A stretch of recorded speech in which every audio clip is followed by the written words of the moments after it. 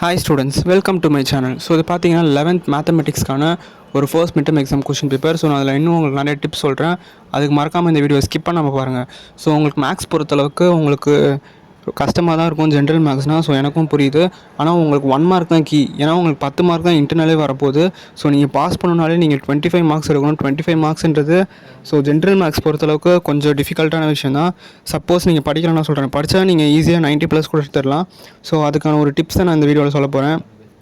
முடிஞ்ச அளவுக்கு ட்ரிக்னாமெட்ரி நல்லா படிச்சுக்கோங்க. நான் இப்போ சொல்கிற பப்ளிக்கு ட்ரிக்னாமெட்ரி வந்து நீங்கள் ஒரு 90+ எடுக்கணும்னா ட்ரிக்னாமெட்ரி, இன்வர்ஸ் ட்ரிக்னாமெட்ரி, ஸோ அதே மாதிரி மேட்ரிக்ஸ், அதே மாதிரி இன்டகிரேஷன், டிஃப்ரென்சியேஷன். ஸோ இதெல்லாம் உங்களுக்கு நல்லா அதில் டீப்பாக இருக்கும்.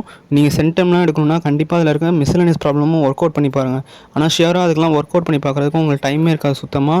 ஸோ அதுக்கு என்ன பண்ணுறீங்கன்னா, முடிஞ்ச அளவுக்கு நீங்கள் போடுற சார் உங்கள் ஸ்கூலில் சார் சொல்லுவார். அதுக்கப்புறம் யூடியூப் சேனல், நம்ம சேனலில் ஸோ சொல்கிற இம்பார்ட்டன்ட் கொஷின்ஸ்லாம் நீங்கள் நிறையா ஒர்க் அவுட் பண்ணி பாருங்கள். ஏன்னா ஜென்ரல் மேக்ஸில் நீங்கள் எல்லா சமம் போகிறது வந்து நிச்சயமாக அது பாசிபிளே கிடையாது. ஸோ இந்த மாதிரி பண்ணி நீங்கள் கான்செப்ஷுவலாக படித்தா நீங்கள் சீரியஸாக சொல்கிறேன், நீங்கள் நிறைய ஈஸியாக சென்டம் வாங்கிடலாம். போன வருஷம் 12th கொஷின் பேப்பர்லாம் ரொம்பவே ஈஸியாக இருந்துச்சு. ஸோ 11th வந்து உங்களுக்கு 11th கொஞ்சம் ட்ரையாக இருக்கும் ஜென்ரல் மேக்ஸ் பொறுத்தளவுக்கு.